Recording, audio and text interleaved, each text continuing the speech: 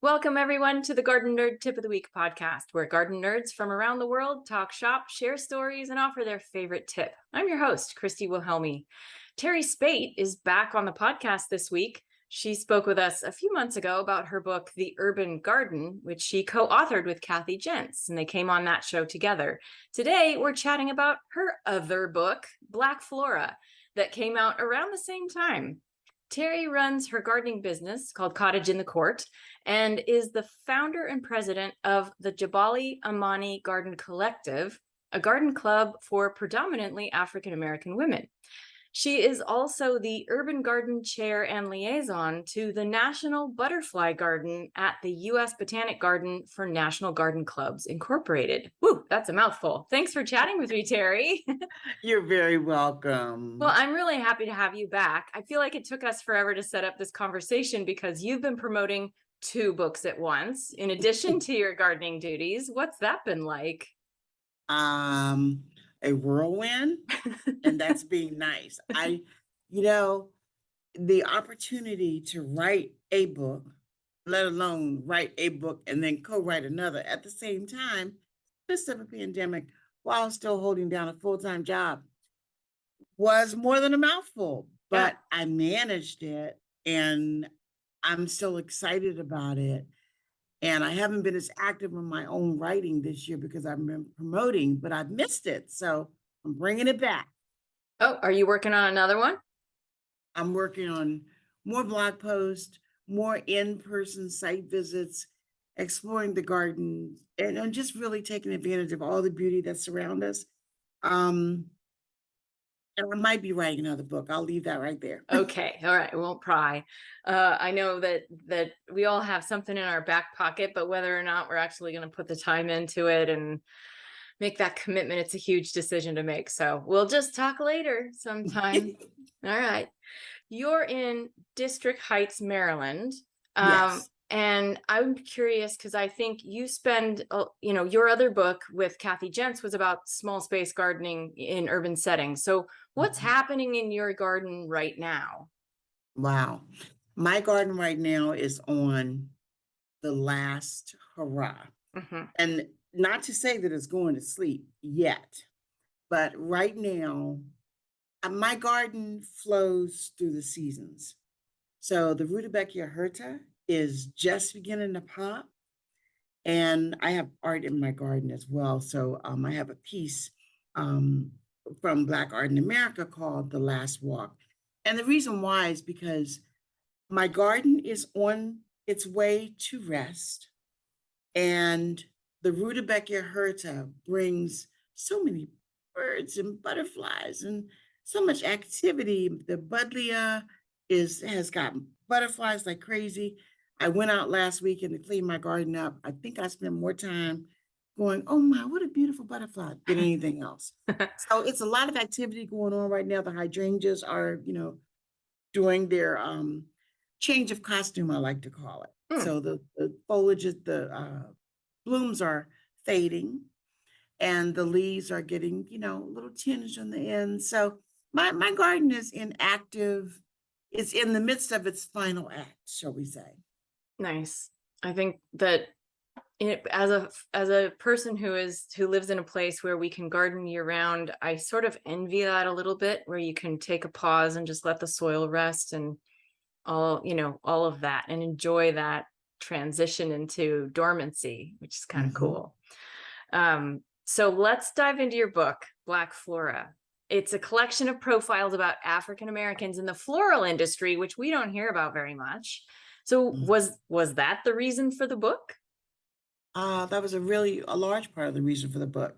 So many African Americans and other people of color as well are in the industry. They're in the industry not always as the help, but they're in the industry designing, growing, building sets. I mean, engaging during weddings. And they're well known in their circles, but we really don't hear about them in the industry as a highlight or a feature. So when Deborah Prinzing, we met at the flower show, Philadelphia Flower Show, and she said, Teri, I want to talk to you about a project. I'm like, okay. And when she told me what it was about, it was like, I would be honored, and I'm still honored to have helped bring these few people to the forefront, hoping and praying for a positive end result. Yeah, it's a really gorgeous book. I mean, not only just the pictures of the floral designs and the profiles of farmers who are growing flowers out there, but really bringing to awareness this part of the industry that I just really didn't know much. And I'll share when we get to later in this interview, I'm going to share my one experience with designing flowers for a friend's wedding.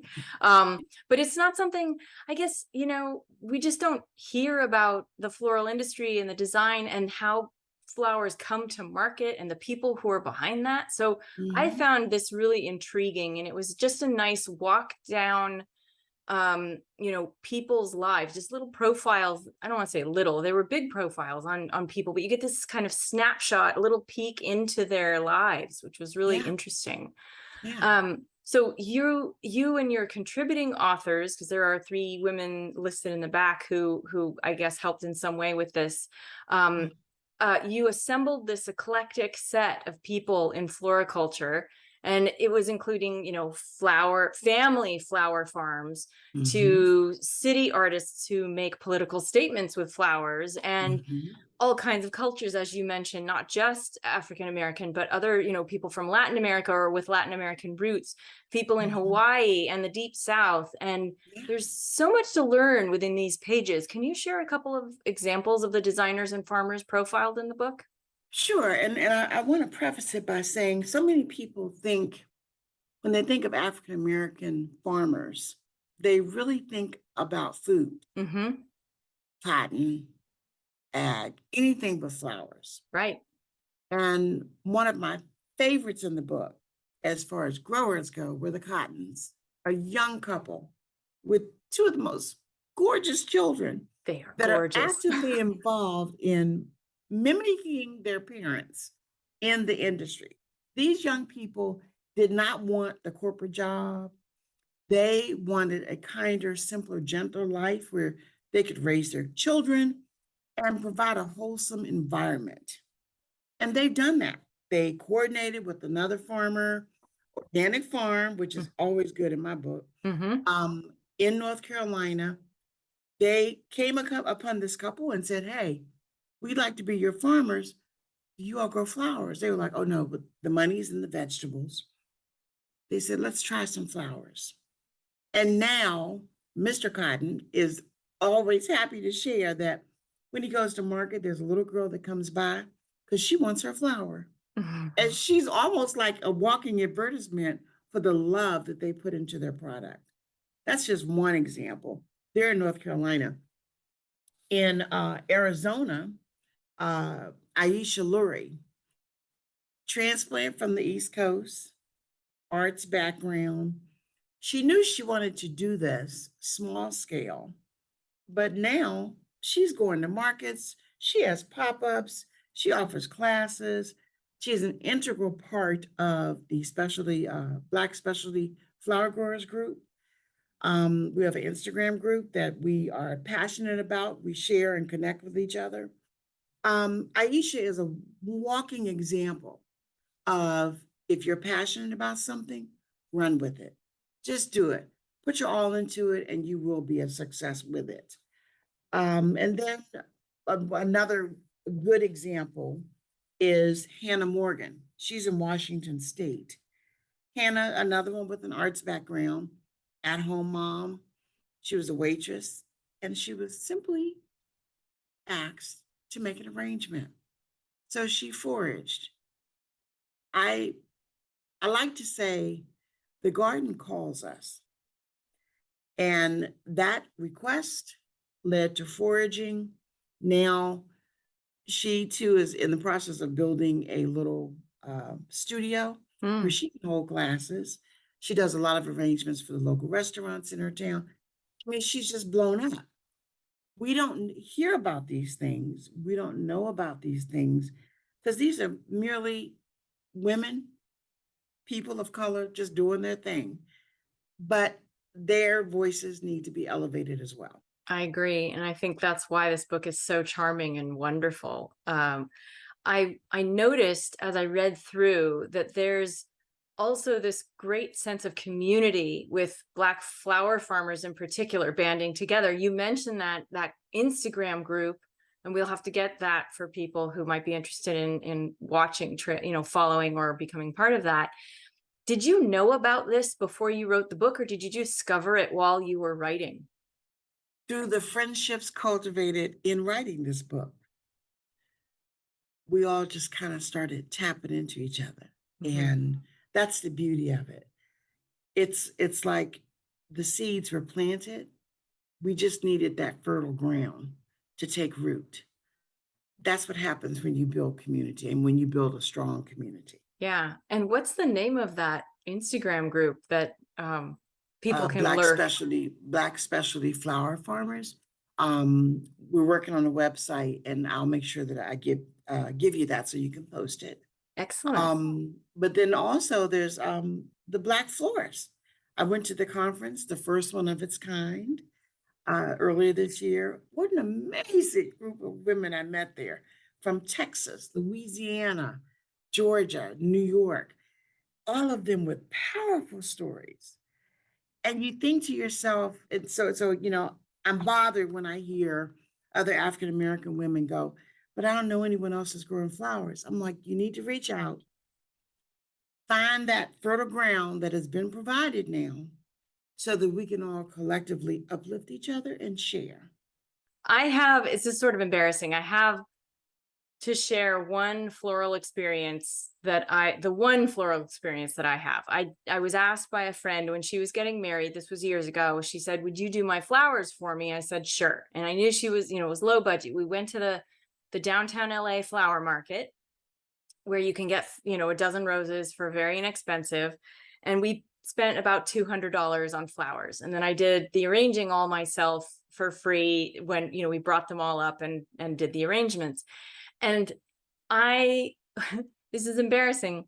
While I was arranging the flowers, aside from the fact that I realized it takes so much longer than you think it does to put a bunch of bouquets together, I also realized that I was rubbing my eyes as I was doing this work. And the next day I had to call in sick because my eyes had swollen shut from rubbing them all that day. And I'm thinking, what chemicals did I just rub all over my face? And I know this is something, the floral industry, there are a lot of it in like the fashion industry, the floral, everything has a dark side. And did you run across any of that when you were talking with these folks? I think because each of the people that I spoke with were passionate about what they were doing. The downside of trying to do it all by yourself, the downside of having crop failure. But these are things that any florist, especially flower grower, will experience. One young lady right here in the DMV, the deer just totally devastated her whole crop last year. Yeah. And I could feel for her because it was like, oh my, that's got to be, it had to hurt. Having grown my own and having a wonderful deer camp in my own backyard. Fencing is a virtue. Yep. Patience is something that you really need to have. And you also need to think bigger than just the cut flower. What can I put around that cut flower to make sure that I'm able to cut it down the road? What can I grow that might not keep all the deer away, but at least it'll give them something to nibble on and go, we don't think so, as they move on.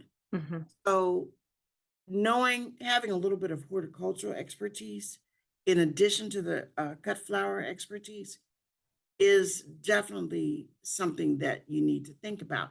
That's why we share. The formal name of the group is the Black Specialty Cut Flower Growers.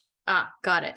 In that group is where we share hints and tips. And someone might say, how do you dry this flower? Or have you found that amaranthus is great in arrangements? Or have you ever thought about using lemon basil in your arrangements? These are things that other people, they might know, Mm-hmm. but as specialty cut flower growers, someone's working on a budget and you've got a lot of basil and you might have some daisies, you might have some dill, you might go, let's do something a little more organic. You might forage and add to that. A lot of people would never share that with you. Mm-hmm. Yeah. Well, you bring up something else. We haven't really talked about flower arranging in and of itself. We're about to get to tip time, so I don't want to spoil your favorite tip, but do you have any favorite flowers that you like to use in arrangements or, to grow in your garden? Hydrangeas. Nice. Hydrangeas are, I think that's my family crest. I grew up with hydrangeas. I love them. I use them in just about anything and everything I do if I can get my hands on them. Tuberose is another one that I just absolutely adore. And Nigella, I love using that. It's very delicate. And then, of course, roses. So this year, a lot of, last year, I guess it was 2021, I noticed that a lot of floral arrangers were into cottage roses. And I'm like, I've always used cottage roses in my arrangements, Mm-hmm. but maybe that was not a shared thing. So hearing the excitement and the fervor, especially at the Black Florist Conference, they were really excited about using cottage roses. And it was like, this is way cool. Nice to see it's like walking by in a shopping mall and seeing like what you've always worn finally on a mannequin. Yeah, yeah. Nice. That's great. Well, it is tip time. Oh, you know what? Before we get to tip time, I just have to go back to hydrangeas for a second, because as far as I know, there are two schools of thought. There are those who cut them all the way down to the ground at the end of the season and those who just prune a little bit. What's your stake on that? I leave mine alone. You do. Okay. I do until in the spring. If I wait until it gently begins to leaf out, Mm-hmm. and anything that doesn't leaf out above the fresh leaves, that's when I gently shape. This goes into my tip. Okay. What I Let's do get there then. All right. So let's talk about that tip. is very, very simple. Let the garden be. It's beautiful, whether it's green and growing or whether it's the end of the season, and it allows, should you get snow or ice or freezing rain, that gives structure and winter interest in your garden. Leave it be. Who goes into the woods and rakes? Exactly. That always gets a laugh out of people. Yeah. Sometimes the garden is better left alone. And the ENB, everyone has to eat. Everyone has to have a roof over their head, or they should of some type. So by leaving the garden alone, which is what I do every fall, but this spring, I even left the larger part untouched. By leaving it untouched, it provided something for those leaning perennials to lean on from last season. Mm-hmm. It provided a protection for any type of nesting bees or other beneficials in my garden. So for people that you want something to do in the fall, go on a hike. Right. Look at the foliage. Don't cut your garden all the way back. Don't do that. I like that. That's great. And you're echoing something a recent guest who we interviewed about the garden sabbatical and taking a break from growing anything and just letting the soil do its thing to recover and rejuvenate. So I think that's in the zeitgeist right now about what we need as humanity and what our gardens probably need. Yeah, what one conversation that I really have to bite my tongue when people go there. Yes, I cleaned up my garden this weekend. It's like, why? And I always ask, did you leave something? Mm-hmm. Oh no, I just put mulch on it. It's like, oh, Mm-hmm. And it really it's gotten to a point now where it really kind of touches my soul, because it's like I need to educate more. I need to share more, because if they only knew, by allowing some things, not the weedy, seedy things, but other things to break down. Oh my goodness, I haven't bought mulch in 7 years. What Yeah. grows in my garden gets incorporated back in my garden. Perfect. Mhm. Well, thank you, Teri, for that expert tip and for being on the Garden Nerd Tip of the Week podcast. How do people find you? Well, I'm in the middle of a website redo. I am still active on Instagram while we're doing this transition, but my website is cottageinthecourt.com. Instagram is Cottage in Court, and my Facebook page is Cottage in Court. And sometimes I write on Medium, and I'm beginning to write on Substack. Oh, So all right. details are up and coming. I've got a lot stored in from writing a book for a year, 2 books for a year. Now it's like I got to unload all this stuff now. Fantastic. Well, we look forward to seeing more of that. All right, garden nerds, you will find a link to Teri's book, Black Flora, on thegardenerd.com. We'll also post links to her website and social media and the other book that came out this year. That's it for this week. Subscribe to this podcast on Apple Podcast or wherever you listen. Visit us for tons of free gardening information at gardenerd.com. Show your support for this podcast and the other free stuff on Garden Nerd by becoming a Patreon subscriber. You'll find us on Instagram and Twitter under Garden Nerd 1, on Facebook as gardenerd.com, and of course, our Garden Nerd YouTube channel. Happy gardening!